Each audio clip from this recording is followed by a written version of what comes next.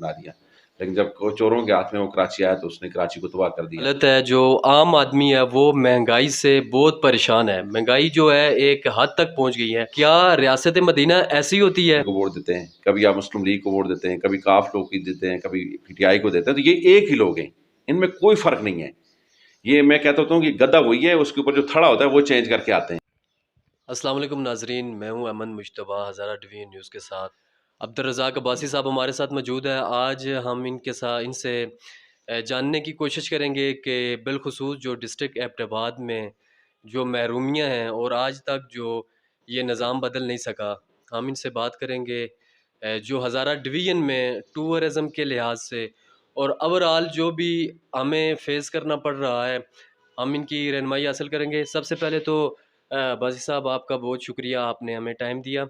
باسی صاحب سب سے پہلے تو میں آپ کا شکریہ ادا کرتا ہوں، اور آپ نے ایک گراس روٹ سے جو سفر کا آغاز کیا، اور الحمدللہ آج آپ ایک جو ہے مرکزی شورا کے جماعت اسلامی کے اہم رکن ہیں۔ یہاں تک کا سفر، آپ ایک نوجوان نسل کو کیا پیغام دینا چاہتے ہیں؟ بسم اللہ الرحمن الرحیم۔ سب سے پہلے تو میں ہزارہ ڈویژن نیوز جو آپ نے چینل شروع کیا اس پہ آپ کو مبارکباد پیش کرتا ہوں، اور مجھے امید ہے کہ انشاءاللہ یہ چینل نوجوانوں کے لیے ایک مثبت رہنمائی کی کردار ادا کرے گا۔ آپ کو خوش آمدید بھی کہتا ہوں۔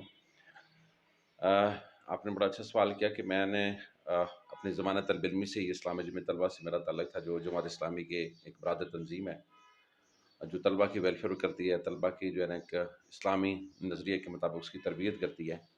تو وہاں سے میں نے سفر کرتے کرتے آج اللہ کا شکر ہے کہ میں جماعت اسلامی کی مرکزی شورا کا رکن ہوں۔ اصل بنیادی مسئلہ یہ ہے کہ آج پاکستان جن حالات کا شکار ہے کہ آپ دیکھیں کہ غربت ہے، افلاس ہے، بے روزگاری ہے، مہنگائی ہے، اور ملک دن بدن آگے کے بجائے پیچھے کی طرف جا رہا ہے۔ اس کی بنیادی وجہ یہ ہے کہ پاکستانی قوم صحیح فیصلہ نہیں کرتی۔ الیکشنوں کے دنوں میں پھر برادری کے چکروں میں پڑ جاتی ہے، الیکشن کے دنوں میں چمک کے پیچھے پڑ جاتی ہے، الیکشن کے دنوں میں میڈیا کے سامنے آ جاتی ہے، الیکشن کے دنوں اسٹیبلشمنٹ کے چکر میں آ جاتی ہے، جس کی وجہ سے پھر وہ اچھے حکمران منتخب نہیں کرتی۔ آپ دیکھ رہے ہیں پچھلے 70 سالوں میں وہی لوگ ہوتے ہیں جو بار بار اپنا پارٹی کو تبدیل کر کے کبھی پیپلز پارٹی میں ہوتے ہیں، کبھی پھر وہ آرمی کے ساتھ چلے جاتے ہیں، پھر وہ کاف لیگ میں چلے جاتے ہیں، پھر وہ جو ہے وہ مسلم لیگ نون میں چلے جاتے ہیں، پھر اب وہی پی ٹی آئی میں آ جاتے ہیں۔ تو یہ وہی لوگ ہیں، چاند خاندان ہیں جو پارٹیاں بدل بدل کے قوم کو دھوکہ دیتی ہیں۔ قوم جب تک اور نوجوان خاص کر جو بڑی تعداد میں اس وقت ملک میں 60% تک نوجوان ہیں، وہ جب تک صحیح قیادت کا انتخاب نہیں کرتی، ایک ایسی پارٹی جو اللہ والی پارٹی ہو، جو خوف خدا رکھنے والی پارٹی ہو، جس پارٹی کا کردار ہو، جو منظم ہو، اور جو اس نظریے پہ کام کرے جس کے لیے پاکستان بنا تھا کہ پاکستان کا مطلب کیا، لا الہ الا اللہ، اس نظریے پہ جو پارٹی کام نہیں کرتی اور پھر جس کے کینڈیڈیٹ بھی دیانت دار ہو، ایسے لوگوں کو ووٹ نہیں دیتے، تو یہ پاکستان ترقی نہیں کر سکتا کبھی سے۔ تو میں کہتا ہوں ہزارہ ڈویژن بھی بہت ہی خوبصورت علاقہ ہے۔ یہاں پر دیکھیں سیاحت ہے، یہاں پر جو ہے جنگلات ہیں، یہاں پر جو ہے پانی ہے، یہاں پر ندیاں ہیں، یہاں پر لوگ بہت اچھے ہیں، امن و امان بہت اچھا ہے، یہاں پر لا اینڈ آرڈر سچویشن کوئی مسئلہ نہیں ہے۔ تو یہاں اگر عوام ہماری اچھی قیادت کا انتخاب کر لے تو یہ علاقہ بہت ترقی کر سکتا ہے۔ اچھا باسی صاحب، اس ٹائم جو موجودہ جو حالت ہے، جو عام آدمی ہے وہ مہنگائی سے بہت پریشان ہے، مہنگائی جو ہے ایک حد تک پہنچ گئی ہے، تو آپ کے خیال میں مہنگائی کو کیسے کنٹرول کیا جا سکتا ہے؟ دیکھیں یہ بنیادی ذمہ داری تو گورنمنٹ کی ہوتی ہے نا، مہنگائی کنٹرول کرنا، تو یہ گورنمنٹ کا کام ہے۔ عمران خان نے تو لوگوں کو سبز باغ دکھائے تھے کہ میں آؤں گا تو جو میں 1 کروڑ لوگوں کو روزگار دوں گا، میں 50 لاکھ گھر بناؤں گا، میں جو ہے وہ ڈیزل پیٹرول اور بجلی گیس سستی کر دوں گا، میں یہ کر دوں گا، میں وہ کر دوں گا۔ لوگوں کو ایک خوبصورت خواب دکھائے تھے، اور مہنگائی اپنے عروج پہ ہے۔ آپ چینی دیکھیں کہاں پہنچ گئی ہے، آٹا دیکھیں کہاں پر پہنچ گیا ہے، آپ گھی دیکھیں، آئلز دیکھیں، ہر چیز یعنی کچن کی اشیاء ساری مہنگی ہیں، اور ہر طرف مہنگائی ہے اپنی، اور ادارے کوئی کام نہیں کر رہے، سارے ادارے بالکل تباہ برباد ہے۔ کوئی پٹواری ہڑتال پہ ہیں، اساتذہ ہڑتال پہ ہیں، آپ دیکھیں کہ ایگریکلچر کے لوگ ہڑتال پہ ہیں، کسان ہڑتال پہ ہیں، تو کوئی کام ہی نہیں کر رہا۔ تو اس نے تو ملک کا بیڑا غرق کر دیا ہے۔ تو میں سمجھتا ہوں یہ گورنمنٹ اس کی ذمہ دار ہے، عمران خان ذمہ دار ہے اس کا۔ اچھا باسی صاحب، ریاست مدینہ کے دعوے دار جو لوگ تھے، آپ کیا سمجھتے ہیں کہ وہ ریاست مدینہ کے ساتھ اس ملک کو جب ان کی حکومت آئی انہوں نے تشبیہ دی، تو کیا ریاست مدینہ ایسی ہوتی ہے؟ دیکھیں پہلی بات تو یہ کہ لفظ ریاست مدینہ انہوں نے جماعت اسلامی کے منشور سے نقل کیا ہے، یہ تو جماعت اسلامی کا منشور تھا اور وہاں سے نقل کیا ہے۔ تو آپ اگر یعنی آپ یہ سمجھیں کہ صرف نام لینے سے تو ریاست مدینہ نہیں بن سکتی ہو، تو ریاست مدینہ تو ایسے بنے گی کہ اس کے لوگ بھی اس طرح عمل والے ہوں، علم والے ہوں، ٹھیک ہے نا جی؟ ریاست دین مدینہ تو وہ لوگ چلا سکتے ہیں جن کو قرآن و سنت کا علم ہو. تو عمران خان کو یا اس کی ٹیم کو قرآن و سنت کا ان کو تو 2 لفظ پہ کہنے نہیں آتے، تو وہ کیسے ریاست مدینہ بنائیں گے؟ ان کو لوگوں کو بیوقوف بنانے کے لیے یہ نعرہ استعمال کیا. تو میں کیا سمجھتا ہوں کہ یہ بہت بڑا ظلم کر رہے ہیں، اس نام کو بھی بدنام کر رہے ہیں.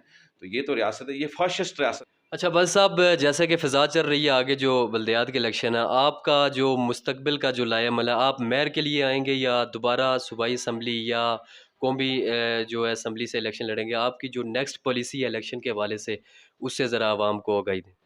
دیکھیں میرے بھائی، جماعت اسلامی ایک الحمدللہ منظم جماعت ہے. اس کا ایک شورا ہوتی ہے، ایک نظام ہوتا ہے، اس کے ورکر ہوتے ہیں، اس کے ارکان ہوتے ہیں، تو ان کی مشاورت سے سارے فیصلے ہوتے ہیں. تو جماعت اسلامی میں کوئی امیدوار نہیں ہوتا. تو اب میری پارٹی جو جماعت ہے اس کی شورا ہے، اس کے ذمہ دار ہیں سراج الحق صاحب ہیں. وہ جو بھی کہیں گے، جس پوزیشن مجھے میئر کے لیے کہیں گے تو میں الیکشن لڑوں گا، مجھے ایم پی اے کے لیے کہیں گے لڑوں گا، مجھے ایم این اے کے لیے کہیں گے لڑیں گے، مجھے کہیں گے کہ نہیں لڑنا تو میں نے نہیں لڑوں گا. تو ہماری پارٹی ڈیسیژن کرتی ہے. ابھی پارٹی نے ڈیسیژن نہیں کیا، لیکن اب آپ سے جو آخری کوسچن ہے وہ یہ ہے کہ ڈسٹرکٹ ایبٹ آباد میں خاص کر کے جتنے بھی اس سے پہلے جو سیاسی نمائندگان آئے، کیا آپ کو لگتا ہے کہ ڈسٹرکٹ ایبٹ آباد کی عوام کی وہ رہنمائی کر پائے ہیں، یا جو ڈسٹرکٹ ایبٹ آباد کی نوجوان نسل ہے اس کو ایک بہتر پلیٹ فارم مہیا کر پائے ہیں؟ اور آپ کا بالخصوص ایبٹ آباد کے جو پڑھے لکھے نوجوان ہیں ان کے لیے کیا پیغام ہے؟ دیکھیں میرا پہلے تو میں یہ کہہ رہا ہوں کہ سچی بات یہ ہے کہ جس طرح ایبٹ آباد ایک خوبصورت علاقہ ہے، پورے ہزارہ ڈویژن کا ایک مرکز ہے، اس کو کبھی بھی کوئی اچھی قیادت نہیں ملی. اور جو بھی ہے انہوں نے خود اپنا پیٹ بھرا ہے، اپنا گھر بنایا ہے، عوام کے لیے کچھ نہیں کیا جتنا کرنا چاہیے تھا. آپ دیکھیں نا کہ یہاں پر کوئی یعنی ٹورزم کے والے سے بالکل کوئی کام نہیں ہوا. کوئی اچھا ہاسپٹل نہیں ہے. آپ ڈی ایچ کیو اسپتال چلے جائیں یا کمپلیکس چلے جائیں، وہ اس میں جو گندگی کے ڈھیر ہیں، لوگوں کو کوئی جو ہے نا وہ در در کی ٹھوکریں کھا رہے ہیں. کوئی اچھی یونیورسٹی یہ نہیں بنا سکتے. ایک یونیورسٹی بنی ہے اور اس میں بھی اس کی بھی بری حالت ہے. اس کے مقابلے میں آپ دوسرے علاقوں میں دیکھیں، کوئی اچھا یعنی اور کوئی انجینئرنگ یونیورسٹی نہیں بنا سکتے، کوئی کیڈٹ کالج نہیں بنا سکتے، جس کی بڑی ضرورت ہے. ہمارا بہت علاقہ خوبصورت علاقہ ہے، اس میں کیڈٹ کالج ہونا چاہیے. تو ایجوکیشن کے حوالے سے بھی کچھ یہ نہیں دے سکے، ہیلتھ کے حوالے سے بھی کچھ نہیں دے سکے، انفراسٹرکچر نہیں ڈیولپ کر سکے کسی حوالے سے بھی. تو میں سمجھتا ہوں ہر شعبے میں وہ ناکام ہیں ہمارے لوگ. میں نوجوانوں سے یہ کہنا چاہتا ہوں کہ نوجوانوں، پچھلے آپ نے دیکھ لیا عرصہ دراز سے کہ کبھی آپ لوگ پیپلز پارٹی کو ووٹ دیتے ہیں، کبھی آپ مسلم لیگ کو ووٹ دیتے ہیں، کبھی کاف لوگ کی دیتے ہیں، کبھی پی ٹی آئی کو دیتے ہیں. تو یہ ایک ہی لوگ ہیں، ان میں کوئی فرق نہیں ہے. یہ میں کہتا ہوں کہ گدھا وہی ہے، اس کے اوپر جو تھڑا ہوتا ہے وہ چینج کر کے آتے ہیں. وہی لوگ ہیں، وہی نظام ہے، وہی سسٹم ہے.